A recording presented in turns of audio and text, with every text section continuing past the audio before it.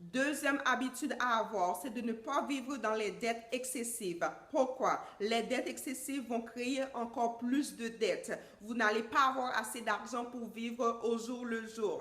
Vous allez vivre dans des stress financiers qui peuvent avoir des conséquences graves pour votre santé physique et mentale et les gens autour de vous. Vous allez arrêter de dépenser dans des dettes, mais plutôt dépenser dans des investissements. Vous pouvez dépenser, mais c'est de dépenser dans des investissements. Vous allez pouvoir diminuer le niveau de dette. Commencez par acheter ce que vous avez de besoin et non ce que vous voulez avoir. Fait qu'on dit les gens achètent par émotion. Beaucoup de fois, c'est parce qu'ils veulent des choses, mais ils n'ont pas vraiment besoin de cette chose. Donc, faites attention à celui-là. Vous pouvez rencontrer un expert si vous êtes dans les dettes pour vous aider à réconcilier les dettes afin de les regrouper et de les payer en un seul